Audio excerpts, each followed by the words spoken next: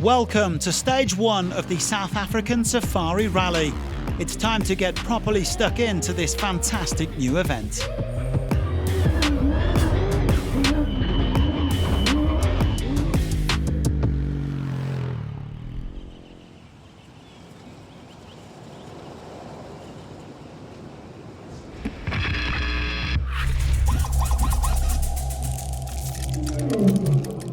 Navigation here in South Africa is still a bit of an unknown quantity, so at last night's start position ceremony, there were some tactical gambles.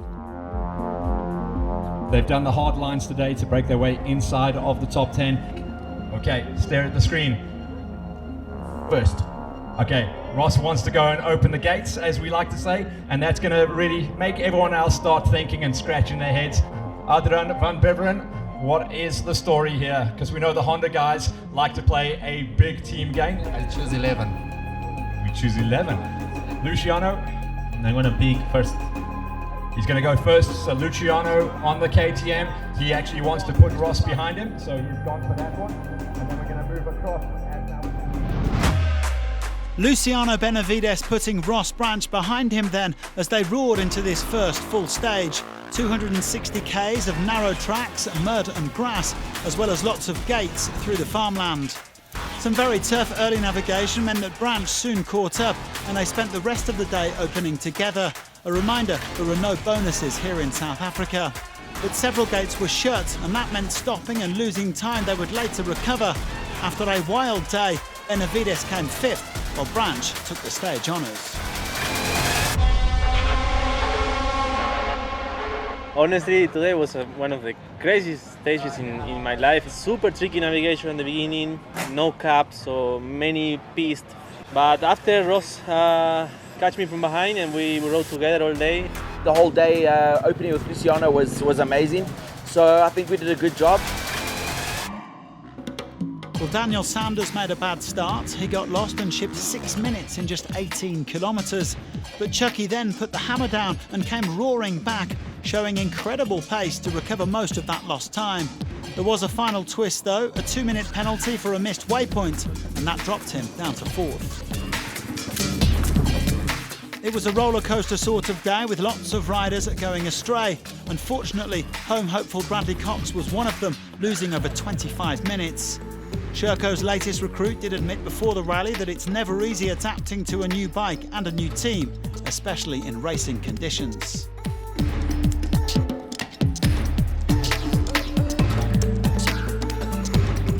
Ricky Brabec doesn't live anywhere near grass, so he had a tough old time of it early on. But once things opened up, he was able to push. At one point, the American even had the stage victory, but when other riders recovered time, he slipped down to 3rd. Still, he's very much in the fight. Adrien van Beveren also struggled early on because his roadbook tablet wasn't working properly, but the Frenchman was able to get a new one, and he also recovered time. VBA ended up doing an excellent job on the Honda, powering his way to 2nd place, only 55 seconds down on Ross Branch. The Botswana collecting his first stage win of the season, which is bound to boost his confidence. He led in 2 Hondas and 2 KTMs.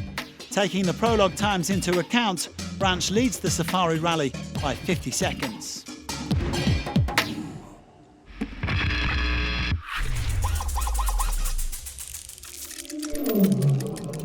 Harriet Noah sadly crashed out of today's stage in Rally 2, injuring his wrist, and we wish him a speedy recovery. More ill fortune for the Indian after his prologue crash at the Dakar. Tobias Ebster seems to be adapting well to life with Hero. He spent a while today riding with his new teammate Nacho Cornejo. With all of the tricky navigation and potential dangers out there, the Austrian was very happy to get through unscathed. He only missed out on the Rally 2 win by 12 seconds. Well, Michael Doherty was originally the stage winner, but he was slapped with a 13-minute penalty for missing his start time and dropped down to 3rd. It was a pretty crazy day for the South African, featuring illness and a couple of crashes, including one biggie, but he's okay and the pace is definitely there. Edgar Canet was happy to finish a stage for the first time since the Dakar, having crashed out on stage 1 in Abu Dhabi. and he also came away with the Rally 2 win.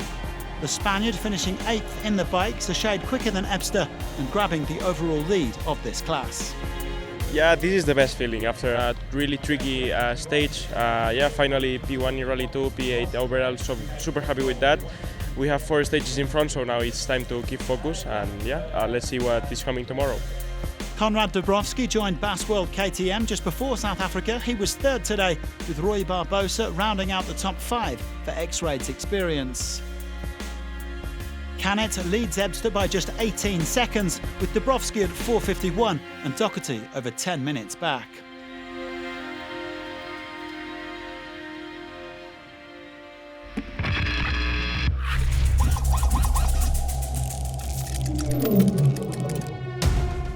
Gaëtan Martinez made it 2 from 2 in the quads.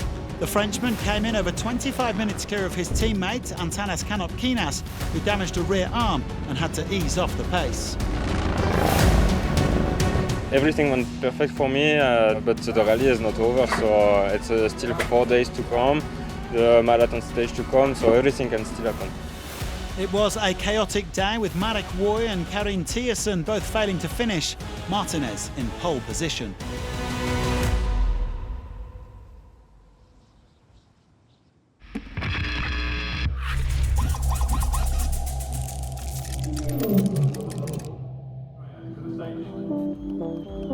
Drivers and co-drivers make their way up. A reminder that the top 10 crews will be benefiting from a 3-minute dust gap.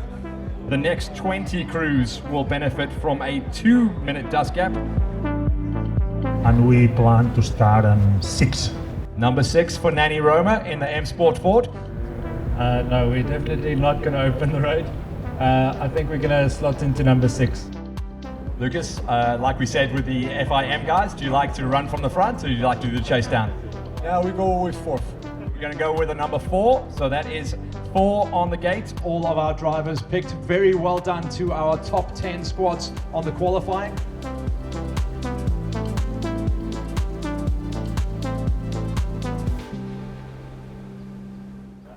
The ultimate drivers gathering for what promised to be a tough opener, and good to see plenty of fans out to see them off. Yeah, thank you so much. Thank you. Well, apologies for saying that after his issues yesterday, Sebastian Loeb was set to end up at the back of the field in the dust, because with a reverse starting order in effect today, the Frenchman was actually opening. And the 9-time World Rally Champion did an excellent job, only dropping 3.5 minutes. He and Fabien Lurquin didn't push too hard, staying very focused on navigation, and that conservative approach paid off as he came 3rd. Not a bad day at all for the Dacia Sand Riders, although Nasser Al-Attiyah did slip down the standings after a late penalty.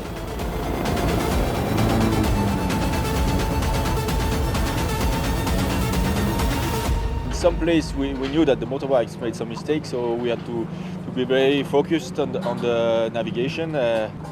It's not so bad. We didn't know about road position. Is it better to be first? Is it better to be far behind? Is it some dust? At the end, I think it didn't change a lot. João Ferreira stormed through the first part of the stage in his X-Raid Mini, topping the timesheets at the first split and passing Saud Variawa after he punctured. However, the Portuguese driver had to slow down due to a problem with his windscreen wipers and finished 14th. After his memorable prologue victory, Gareth Woolridge was 12th. The South African hasn't actually raced since last November, and he says no amount of testing can replace competitive kilometres. Local knowledge didn't help too much on a tough day, but they're only 6.5 minutes down. Now here's a name to remember, Jaden Els, who was right up at the business end today in 4th place, despite running into a bit of trouble. The 20-year-old's a precocious talent, and he set his sights on the Dakar. Based on today's performance, he is definitely one to watch. I think our draw, everyone was surprised that I drew so far back at the starting position for today. I managed to catch Seth and Nasser, so that feels good. Yes, fighting with my idols. Can't complain, super happy today.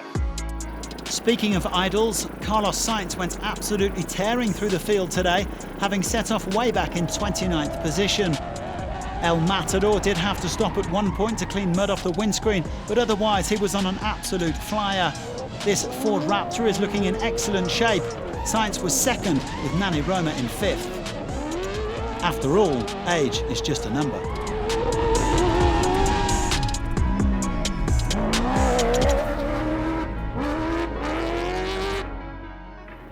But the day belonged once again to South Africa. This time it was Henk Latergen who saw off all comers, displaying sensational speed to win by 2 minutes and 38 seconds from Sainz. After 4 months out of the car, Latergen says he feels like a racing driver again, and his margin of victory in the Toyota Gazoo Racing Hilux could have been even bigger. We left quite a bit of time out there today, I think, so a little bit disappointed in that, but you can never be too disappointed in a stage win. So at the end of the day, we got through clean, the car's still in one piece, never got out the car, so that was the aim and we managed that. Latergen leading in Sainz and Loeb on this opening day, with Els no doubt delighted to find himself in such esteemed company.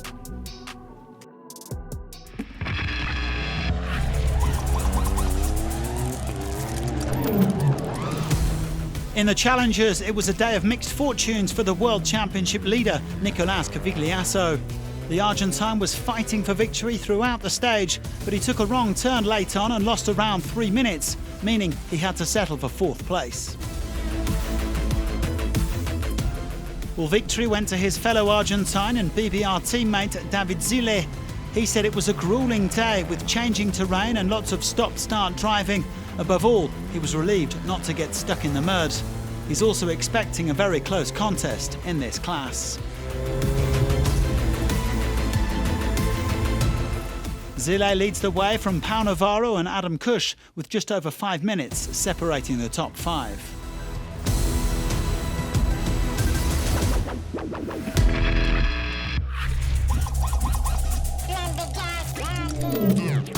It was a disastrous day for Alexander Pinto in the SSVs.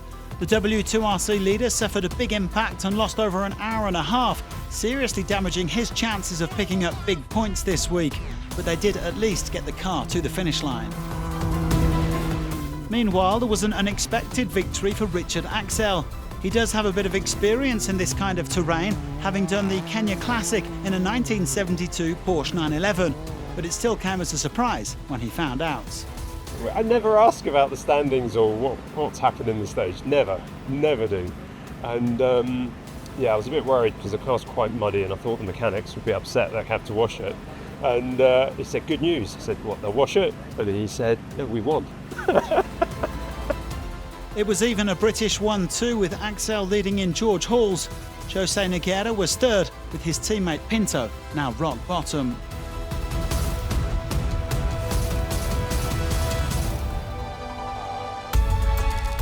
One down, 4 to go, and the fun is only just getting started.